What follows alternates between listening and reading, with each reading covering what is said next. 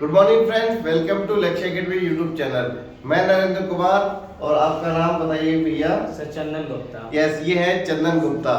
तो ये राष्ट्रीय मिलिट्री स्कूल बेंगलोर के लिए सिलेक्ट हुए हैं। आपको ये बिल्कुल अपना पूरा जर्नी बताएंगे लक्ष्य अकेडमी के साथ इनका कैसा रहा।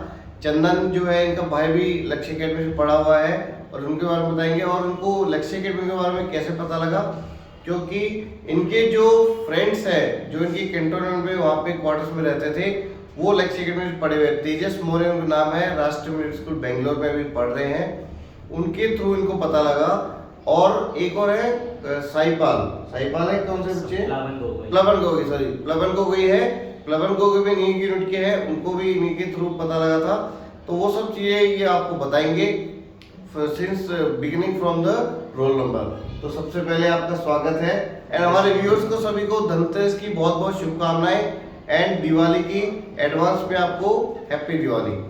तो सबसे पहले अपना रोल नंबर बताइए। सर 903052। 903052 इनका रोल नंबर है क्लास 9 के लिए और राष्ट्रीय मिलिट्री स्कूल बेंगलोर के लिए। तो आपका इंटरव्यू कितनी तारीख को है? सर मेरा इंटरव्यू 11 नवंबर को है। यस, जैसे मैंने आपको पहले बताया कि 8 नवंबर से आपके इंटरव्यू शेड्यूल्ड है 6th क्लास 9th क्लास के, और इनका जो है वो 11 नवंबर को है बेंगलोर मिलिट्री स्कूल में। ओके, तो आपका जो जर्नी है लक्ष्य अकेडमी के साथ उसके बारे में आप हमारे व्यूअर्स को बताइए। सर तो पहली बात तो सर मुझे तो ये जैसे आपने बताया था कि वो तेजस मौर्य के थ्रू मुझे पता चला था। सर क्योंकि वो जब उसका रिजल्ट आया था आरएमएस में तो मैंने देखा था उसने ऑल इंडिया टॉप किया है। 282 आउट ऑफ 300 आया था। सैनिक स्कूल में थे, सैनिक स्कूल चंद्रपुर में हुआ था उनका। तो सर फिर मैं भी उन्हीं से मुझे अच्छा लगा वो इस एकेडमी से पढ़े, तो फिर मैं भी इस एकेडमी में मैंने बात की। तो फिर मेरे पापा ने बात की थी इस एकेडमी में, तो फिर मैंने इस एकेडमी को ज्वाइन किया। सर पहले तो मैंने यहाँ पे पहली बात तो सर मैंने 6 महीने कोचिंग ली है, उसमें से 4 महीने मैंने ऑनलाइन ली थी घर बैठ के। ओके, तो जैसे कि आप लोग सुन पा रहे हैं कि ये पहले ऑनलाइन क्लासेस लेते थे, उसके बाद जब लॉकडाउन खुला था तो इन्होंने फिर ऑफलाइन के लिए कॉल किया कि सर अगर ऑफलाइन खुल गया है, तो फिर जब यहाँ पर ऑफलाइन खुला था तब आए थे ये 2 मंथ्स के लिए। फिर उसके बाद जो ऑफलाइन में आपको ऑनलाइन से जो बेहतर आपको फैसिलिटीज मिली कि आप टीचर से डायरेक्टली आप पूछ रहे हो। हॉस्टल में आप रहते थे तो वहाँ पे आपको कितना मतलब कि बूस्टअप मिला और आपके मार्क्स में कितना इंक्रीमेंट हुआ? Yes sir. सर पहली बात देखा जाए तो सर ऑनलाइन में इतना मुझे नहीं लगता था कि, और सर जब मैं यहाँ पे ऑफलाइन आया तो मुझे पता चला ये असली स्टडी यहाँ पे कैसी कराई जाती है। सर बहुत बेस्ट लगा मुझे ये यहाँ की जो ऑफलाइन स्टडीज़ थी। मुझे पहले मोहित सर पढ़ाते थे ऑनलाइन और मैथ्स पढ़ाते थे, और मनीष भाई इवनिंग में ले लेते थे मैथ्स की क्लासेस, और नरेंद्र सर हमारी साइंस की क्लासेस लेते थे मॉर्निंग में।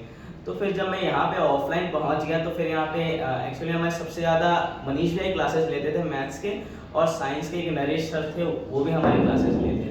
ओके, जैसे कि आपको पता लगा कि ऑफलाइन में और ऑनलाइन में क्या डिफरेंस होता है। ओके, तो उसके बाद जब आपका रिजल्ट आया 22 अक्टूबर को, तो उसके बाद आप कब आए थे यहाँ पे इंटरव्यू के लिए और आपको कितना डेज हो गया है, उसके अंदर आपने कितना इम्प्रूवमेंट, आपको ऐसे क्या लगता है कि मैंने यहाँ पे आने के बाद कितना इम्प्रूवमेंट किया इंटरव्यू में? सर पहली बात तो मुझे घर पे कुछ तो ये मेरा फर्स्ट इंटरव्यू है सर, इसके बारे में मुझे बिल्कुल नहीं पता था और मुझे तो लगता था मैं घर से ही कर लूँगा ये ऑनलाइन वीडियोस देख के। लेकिन सर फिर मुझे बाद में पता चला कि इन सब से कुछ नहीं होगा। फिर मोहित सर ने मुझे ऑफलाइन यहाँ पे बुलाया, फिर यहाँ पे बहुत सारी प्रैक्टिस हुई, मॉक इंटरव्यू लिया। क्लास 6 के बच्चे हैं कुछ और हम क्लास 9 के बच्चे यहाँ पे आए हुए हैं बहुत सारे, हम एक दूसरे से अपने आइडिया शेयर करते हैं। फिर उसके बाद मोहित सर या नरेंद्र सर हमारे शाम को मॉक इंटरव्यू लेते हैं सारे बच्चों का। जैसे हमने बहुत सारे वीडियोस भी अपलोड करके हैं, उस पर भी आपको पता लगेगा कि इस पे ना बहुत सारे जो 6th क्लास के स्टूडेंट 9th क्लास के स्टूडेंट्स हैं वो अपने व्यूज शेयर करते हैं, और जब आप एक किसी पर्सनल्स के सामने या फिर ग्रुप ऑफ स्टूडेंट्स के सामने आप अपना इंटरव्यू देते हैं तो उसमें जो आपकी हेजिटेशन है, एंजाइटी है, वो सब क्लियर होती है। ऐसे ही होता है? Yes sir. तो आपको कितना इम्प्रूवमेंट लग रहा है कि सर मैं जब यहाँ पर आया तो मेरे को इतना इम्प्रूवमेंट और I am a confident person? Sir improvement तो सर 100% है सर। अब जैसे आप लोग देख रहे हैं कि अभी काफी कॉन्फिडेंट लग रहे हैं अपने व्यूज को शेयर करने के लिए।